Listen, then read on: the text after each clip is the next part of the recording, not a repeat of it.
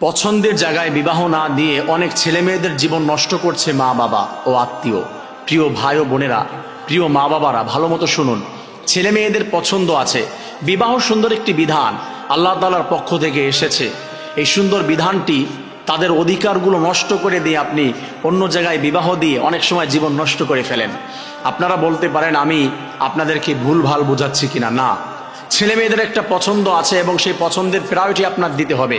আল্লাহ তাআলা তাদের অধিকার দিয়েছে। একটা ছেলে চাইলে যে যখন অ্যাডাল্ট হয়ে যায় তখন সে চাইলে তার পছন্দ অনুযায়ী বিবাহ করতে পারে। একটা মেয়ে যখন অ্যাডাল্ট হয়ে যায় তখন শরীয়ত ও গভর্নমেন্ট তাকে রাইটস দিয়েছে, সে চাইলে বিবাহ করতে পারে। কিন্তু আপনি বাবা, আপনি মা, আপনি আত্মীয় কি করছেন, তার আপনার পছন্দ অনুযায়ী আপনার ছোটবেলার বন্ধুত্ব টিকিয়ে রাখার জন্য আপনি ছেলে মেয়েদেরকে সে জায়গায় বিয়ে দিয়ে দিচ্ছেন। আপনি কিছু টাকার কারণে ছেলে মেয়েদেরকে আপনার পছন্দ অনুযায়ী বিয়ে দিচ্ছেন। আপনি কিছু বন্ধু আপনার পদ পজিশন টিকিয়ে রাখার জন্য আপনি ক্ষমতার লোভে নেতার মেয়ের সাথে আপনার ছেলেকে বিয়ে দিচ্ছেন, নেতার ছেলের সাথে আপনার মেয়েকে বিবাহ দিচ্ছেন। ইভেন অনেকগুলি কারণে রয়েছে যে ছেলে মেয়েদেরকে তার পছন্দের বাহিরে গিয়ে বিয়ে দিয়ে দিচ্ছেন। মনে রাখবেন, এটা একটি ফরজ বিধানও বটে, মাঝে মাঝে ফরজ হয়ে যায়। এই বিধানের ভিতরে তাদেরকে আল্লাহ অধিকার দিয়েছেন। ছেলে মেয়ে যদি সম্মতি না দেয় মনের বাহিরে গিয়ে, তাহলে আপনি সেখানে বিবাহ দিতে পারবেন না, সম্পূর্ণ হারাম।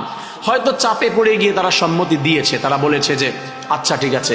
আপনি ইমোশনাল হয়ে গিয়েছেন, আপনি ইমোশনাল ব্ল্যাকমেইল করেছেন মেয়েটিকে কান্না করে দিয়ে যে তুই কি আমার সম্মান ধুলার সাথে মিশিয়ে দিবি। আহারে, আপনি মা, আপনি বাবা, আপনি দাজ্জাল। আপনার সম্মান টিকিয়ে রাখার কথা বলে একটা মেয়ের জীবনটা আপনি তছনছ করে দিবেন। তার সেখানে পছন্দ না, তার সেখানে ভালো লাগছে না একটা ছেলের, একটা মেয়ের, বা সে চাচ্ছে না, অন্য জায়গায় চাচ্ছে, বা সেইখানে সে যোগ্য না। একটা নর্মাল জায়গায় আপনি বিবাহ দিয়ে দিচ্ছেন যে আপনার সম্মান ধরে রাখাটা ভালো হলো না, আপনি এটা প্রায়োরিটি দিচ্ছেন। তার ইমোশন, তার ভালোবাসা, তার পছন্দের কোনো মূল্য নাই। একটা পর্যায়ে তাদের জীবনে সংসারে শান্তি হয় না, পরকীয়া জড়িত হয়, ডিভোর্সে চলে যায়, একমাত্র কারণ মা আর বাবা। আর এইখান থেকে তারা যদি কোনো অপকর্ম করে, তারা যদি কোনো অপরাধ করে, নিঃসন্দেহে এই কারণে মা বাবা জাহান্নামে চলে যেতে পারে। পছন্দের বাইরে গিয়ে ছেলে মেয়েদেরকে বিবাহ দিবেন না, নিঃশেষ হয়ে যাবে।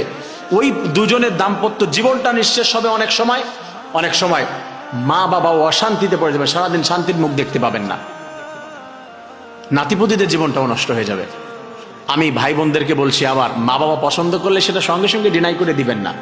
এটা বুঝতে হবে যে কি করছে, কোথায়, এটাও একটু দেখতে হবে। আমি শুধু বলছি না যে ভাই বন্ধু যারা আছেন, বোনরা আছেন, আপনারা তাদের পছন্দের প্রায়োরিটি দিবেন, এটা আমি বলছি না। আপনাদের অ্যানালাইসিস করতে হবে কোথায় বলছে। মা বাবা কথা বললেই ডিনাই করে দিবেন তা না, কিন্তু মা বাবা আপনারা একটু ভেবে দেখবেন যে কোথায় দিচ্ছেন ছেলে মেয়েদেরকে। এই বিষয়টি আপনাদেরকে বুঝতে হবে, কারণ আল্লাহ রাব্বুল আলামিন বিবাহের বিধান দিচ্ছে। আল্লাহ তাআলা বলছেন, فانكحوا ما طاب لكم من النساء مثنى وثلاث ورباع। আমি আল্লাহ তাআলা তোমাদেরকে বিবাহ করার জন্য বিধান দিয়ে দিলাম। প্রয়োজন হলে বিবাহ করো, সামর্থ্য থাকলে তুমি বিবাহ করো, একটা করো, দুইটা করো, তিনটা করো, চারটা করো। চারটা পর্যন্ত তোমাদেরকে আমি আল্লাহ তাআলা সুযোগ করে দিয়েছি। আর এই বিবাহ যখন তোমাদের বয়স হয়ে গিয়েছে, তোমরা চাইলে নিজেরাও বিয়ে করতে পারবে। তবে মনে রাখবে, মা বাবার মনে কষ্ট দিয়ে তাদেরকে কান্না করায় জীবনে কোনোদিন শান্তি পাওয়া যায় না। ফালা তাকুল্লাহুমা উফ, মা বাবাকে উফ শব্দ বলানো যাবে না, এটাও মনে রাখতে হবে। প্রিয় ভাই বোনেরা, মা বাবা যদি উফ বলে জাহান্নামে চলে যেতে পারেন। কিন্তু ওটা আবার আমি সহজ করে দিচ্ছি না যে আপনি মা বাবা চাইলেই এই কারণে তাদের প্রতি চাপিয়ে দিতে পারবেন কোনো ছেলে মেয়ে আর তারা সেইভাবে বিয়ে করে নিবে না। এটা বিবেচনা করতে হবে, উভয় পক্ষের সম্মতি নিয়ে তারপরে একটা কার্যক্রমে যেতে হবে। আল্লাহ তাআলা আমাদের প্রত্যেকটি মা বোনদেরকে, প্রত্যেকটি ভাই বোনদেরকে আল্লাহ রাব্বুল আলামিন সুন্দর করে বুঝে এই বিধানটি সম্পন্ন করানোর তৌফিক দান করেন। আমিন।